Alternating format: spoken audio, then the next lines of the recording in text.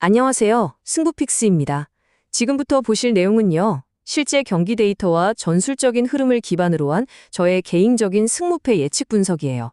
그리고 저희가 영상을 제작하고 또 분석하는데 여러분의 슈퍼탱스가 정말 큰 도움이 됩니다.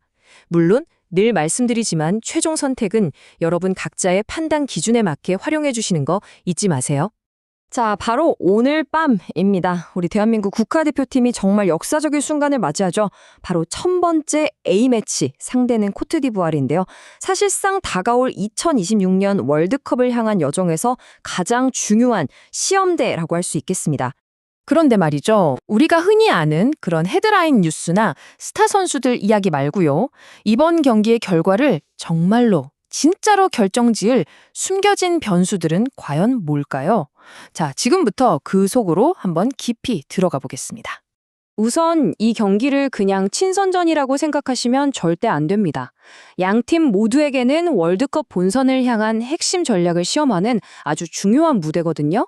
저희 모델이 분석한 전술적 동기부여 지수를 보면요. 실제 공식 대회에 무려 90% 수준에 달합니다. 그만큼 치열할 거라는 뜻이죠. 그런데 이 동기부여보다 어쩌면 더 강력한 변수가 있습니다. 바로 이번 경기에 적용되는 새로운 규칙인데요. 양팀 모두 무려 8명의 선수를 교체할 수 있다는 겁니다. 이게 바로 게임의 판도를 완전히 바꾸는 지점입니다. 이건 더 이상 11대 11의 경기가 아니에요. 한번 상상해 보세요. 지칠 대로 지친 마라토너 한 명이 이제 막 경기를 시작하는 쌩쌩한 개주 선수 8명과 경쟁하는 것과 같아요. 결국 이 경기는 선발 라인업이 아니라 벤치의 퀄리티가 승패를 가르게 될 거라는 이야기입니다. 자, 그리고 두 번째 핵심 변수가 또 있습니다. 다가올 월드컵이 북미에서 열리잖아요? 그 환경에 대비하기 위해서 전반과 후반 각각 22분쯤에 3분 동안 의무적으로 수분 섭취 휴식 시간을 갖게 됩니다. 이게 그냥 물 마시는 시간이라고 생각하면 오산입니다. 이건 마치 F1 경주 중에 있는 전술적 피트스톱과 같아요. 감독들은 이 3분을 이용해서 상대의 좋은 흐름을 딱 끊어버리고 전술을 다시 짜고 특히 경기 초반에 드러난 수비 약점을 바로 보완할 수 있게 되는 거죠. 말 그대로 인위적으로 수비 안정성을 확 끌어올리는 장치가 생긴 셈입니다. 자, 지금까지 말씀드린 이 두 가지 특별한 규칙 머릿속에 꼭 넣어두시고요. 이제부터는 잠재적인 경기력을 가장 차갑고 객관적으로 보여주는 지표죠. 바로 선수단의 시장 가치, 순수 데이터를 한번 들여다보겠습니다. 이 데이터를 딱 보시면 정말 압도적인 격차가 한눈에 들어오실 겁니다. 대한민국 선수단의 총 가치는 약 1억 1,880만 유로. 그런데 코트디부아르는요? 무려 3억 7,080만 유로입니다. 3배가 넘는 차이죠. 선수 한 명당 평균 가치로 봐도 마찬가지예요. 대한민국은 약 457만 유로, 코트디부아르는 약 1,373만 유로입니다. 근데 이 차이가요, 단순히 총액이 얼마다 여기서 끝나지 않습니다. 진짜 중요한 건 바로 그 돈이 어떻게 구성되어 있는지, 즉 구조에 있거든요. 자, 지금부터 양팀 스쿼드의 구조적 차이를 한번 파헤쳐 보겠습니다. 먼저 대한민국을 보면요. 선수단 가치가 소수의 핵심 선수들에게 아주 강하게 집중되어 있는 전형적인 피라미드 구조를 하고 있습니다. 최상단에 있는 몇몇 스타 플레이어들이 팀 가치의 대부분을 차지하는 거죠. 반면에 코트디부아르를 볼까요? 선수단 전원이 유럽 빅리그에서 뛰고 있어서 그런지 아주 높은 수준의 선수들이 고르게 분포되어 있는 단단한 직사각형 구조를 보입니다. 자, 이제 아까 말씀드린 8명 교체 규칙을 여기에 대입해 보세요.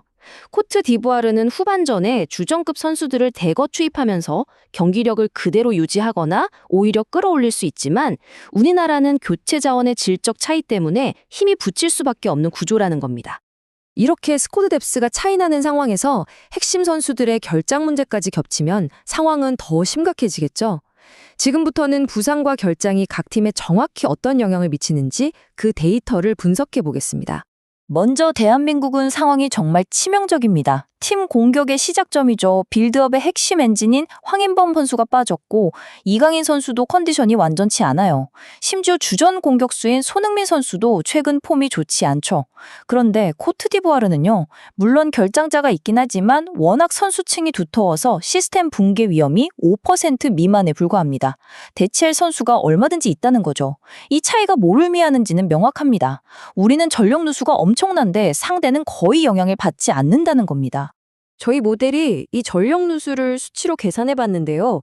대한민국의 경우 빌드업 패스 성공률과 기회를 만들어내는 능력이 약 23.4%, 그야말로 수직으로 뚝 떨어질 것으로 예측됐습니다.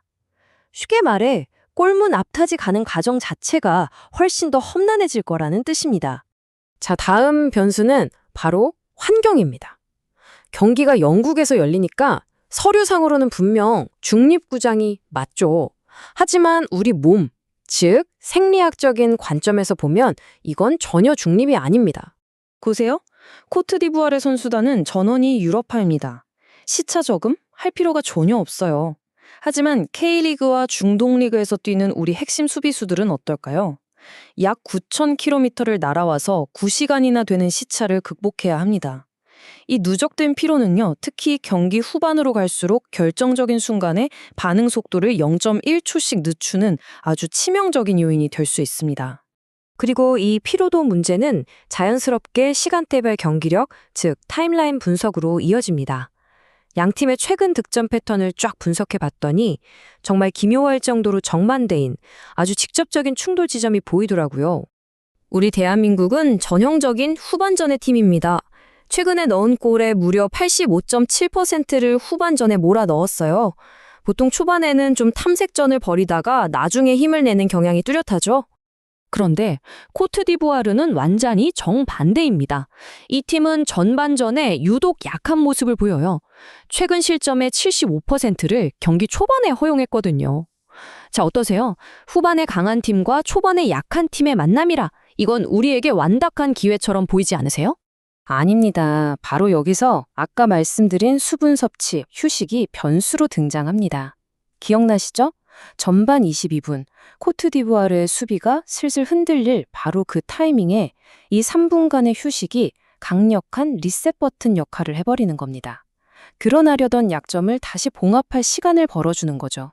결국 이 변수 때문에 전반전은 득점 없이 조용하게 흘러갈 가능성이 아주 높아집니다. 자, 그럼 정리해 보겠습니다. 8명 교체라는 변수, 양 팀의 엄청난 스쿼드 뎁스 격차, 원정팀의 피로도 문제, 그리고 수분 섭취 휴식으로 상쇄되어 버린 득점 시간대까지. 이 모든 데이터를 종합해서 저희 몬테카를로 시뮬레이션을 돌려본 결과 아주 명확한 결론이 나왔습니다. 가장 확률이 높은 결과는요, 48.6%의 확률로 코트디부아르의 승리입니다. 저희 모델은 경기 시작 후 70분이 지나가는 시점부터 코트디부아르의 압도적인 벤치 멤버들이 투입되고 반대로 우리 선수들의 누적된 피로가 한계에 다다르면서 결국 수비 라인이 무너지는 그림을 예측하고 있습니다. 이 시나리오에서 예측되는 가장 유력한 스코어는 대한민국 1대2 코트디부아르입니다.